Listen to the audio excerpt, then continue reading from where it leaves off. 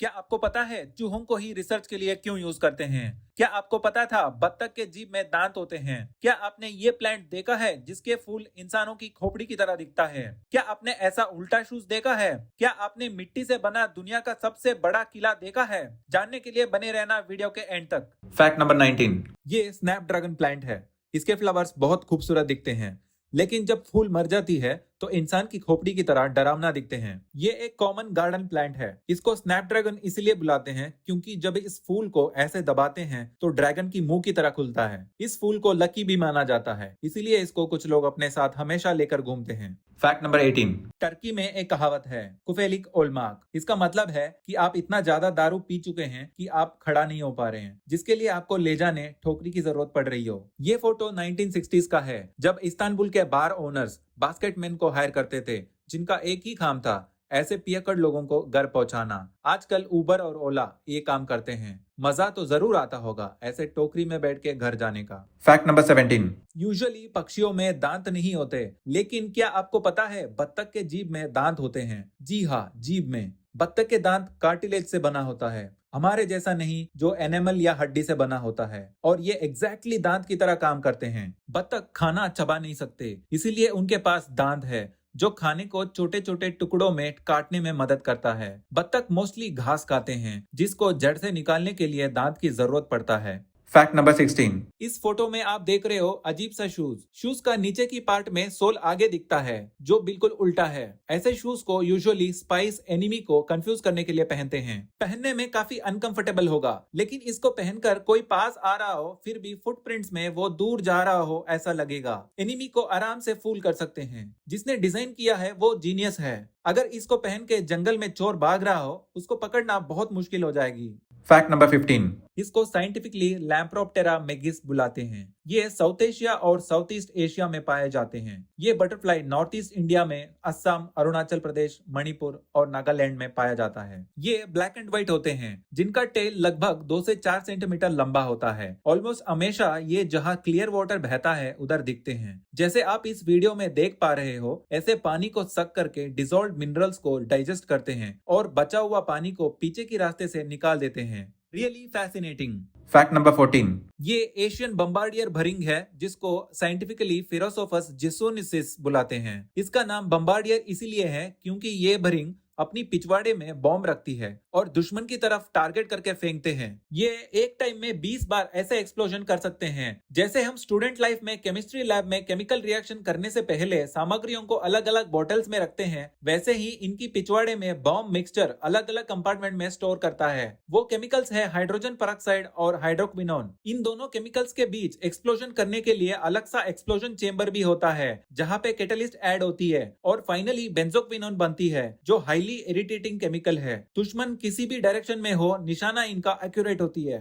Fact number 13, ये मूर्ति Antwerp Belgium में है। ये लड़का और कुत्ता 1872 में ओइदा द्वारा लिखा गया novel a dog of Flanders की 2 मेन कैरेक्टर्स है। लड़के का नाम नेलो और डॉग का नाम पट्राश। इस मूर्ति को बनाने वाले का नाम है बाटिस्ट वेरमुलन। ये मूर्ति नेलो और पट्राश के प्योर और अनकंडीशनल फ्रेंडशिप का द्योतक है। ये मार्बल का ब्लैंकेट इन दोनों को दुनिया के कठोरता से बचाता है और इन दोनों के फ्रेंडशिप को इस रास्ते ने कुचल दिया है, जिसके वजह से दोनों मरने वाले हैं। बहुत इमोशनल मीनिंग है इसमें। फैक्ट नंबर 12, मैनहट्ट हैंट एक यूनिक स्पीशीज है जो सिर्फ न्यूयॉर्क सिटी में दिखते हैं। इसको पहली बार 63rd और 76 स्ट्रीट ब्रॉडवेज में देखा गया था। ये चींटी फास्ट फूड में मिलने वाली कॉर्न सिरप के ऊपर डिपेंड करती है। सिर्फ न्यूयॉर्क सिटी में मिलने वाले और भी 2-3 एनिमल स्पीशीज है, जैसे कि सेंटीपीड, नैनारूप हॉफमानी, व्हाइट फुट माइस। जैसे कोई बंदा सिटी जाकर बिल्कुल चेंज हो जाता है, वैसे ही चींटी भी सिटी लाइफ के लिए चेंज हो गए हैं। फैक्ट नंबर 11, ये क्या है इस फोटो में?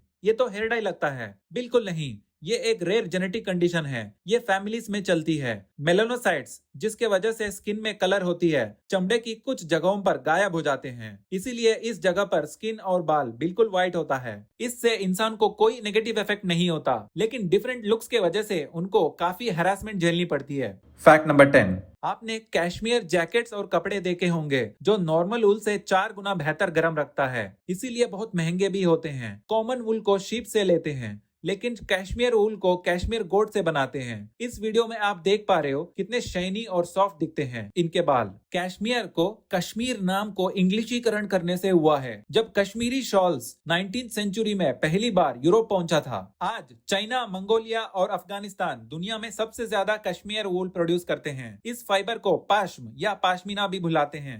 Fact number 9।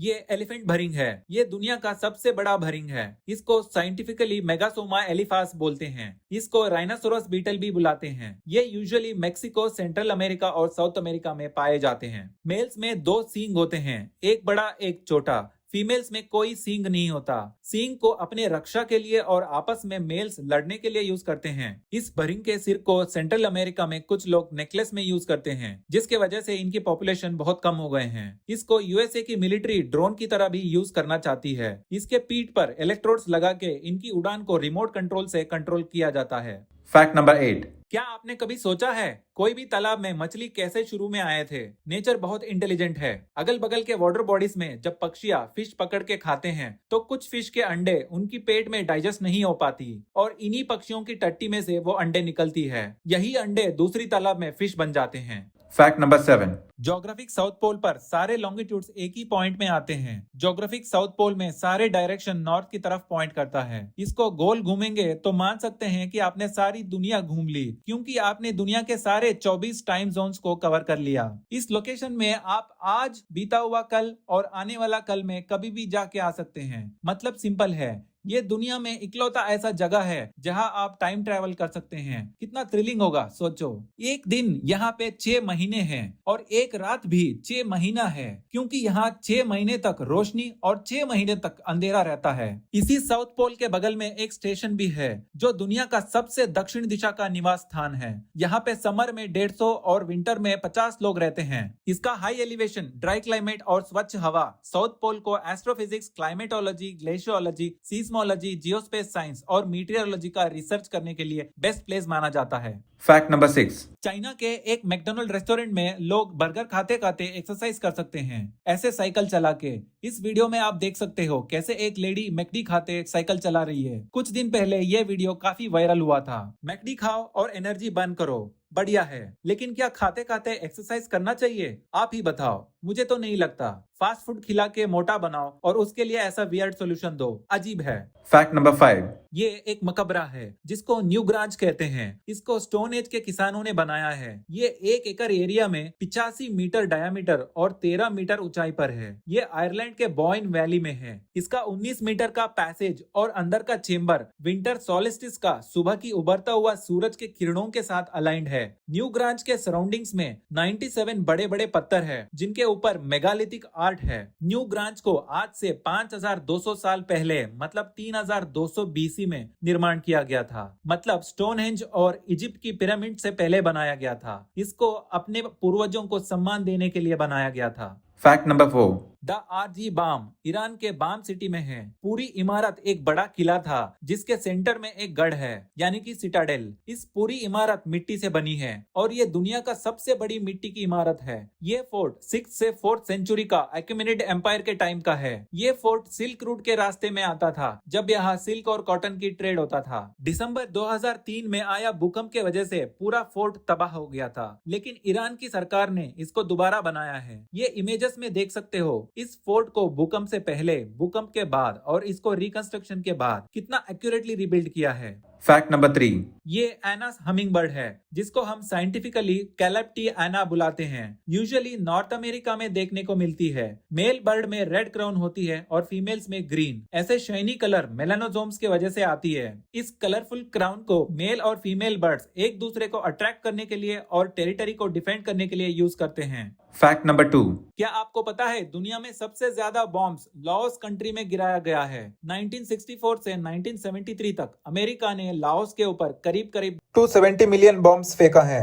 मतलब हर 8 मिनट में एक प्लेन लोड भरा हुआ बॉम्ब्स 2400 घंटे 9 साल तक लगातार गिराना। अमेरिकन सारे वर्ल्ड वॉर में जितना बॉम्ब्स फेंका था उससे भी ज्यादा। इनमें 1/3 बॉम्ब्स एक्सप्लोड भी नहीं हुआ। ये बॉम्ब्स इतना तीव्र था कि कुछ जगहों पर ऐसे गड्ढे अभी भी बना हुआ है। ये बॉम्बिंग्स अमेरिका का सीक्रेट वॉर था कम्युनिज्म को हराने के लिए। वॉर के 40 साल के बाद भी सिर्फ 1% बॉम्ब्स डिस्ट्रॉय किया गया है। Fact number 1. चूहे लेबोरेटरी एक्सपेरिमेंट्स में सबसे कॉमनली यूज किया जाता है। हर साल कम से कम 100 मिलियन जानवरों को रिसर्च के लिए यूज करते हैं, जिसमें 95% चूहे हैं। रिसर्च के नाम पे हर साल लाखों चूहे मरते हैं। क्या आपने कभी सोचा है चूहों को ही क्यों रिसर्च में यूज करते हैं? क्योंकि चूहे भी हमारे तरह मैमल्स है और इंसानों में जितना जीन्स है उतना ही जीन्स चूहे में है। चूहे का और इंसानों का जीन्स 85% सेम है। इनको भी हमारे तरह बहुत सारे बीमारियां होती है, जैसे cancer, diabetes, Parkinson's disease, Alzheimer's disease, autism और यहाँ तक कि एंजाइटी भी होती है। चूहे छोटे होते हैं, इसलिए इनका दिमाग स्टडी करना आसान है। इन चूहों को बार बार सेलेक्टिव ब्रीडिंग करके स्टैंडर्डाइज्ड लैब एनिमल्स बना लिया है। वीडियो अच्छा लगा तो लाइक और सब्सक्राइब जरूर करना। अगले हफ्ते फिर मिलूंगा, तब तक के लिए टेक केयर, बाय बाय।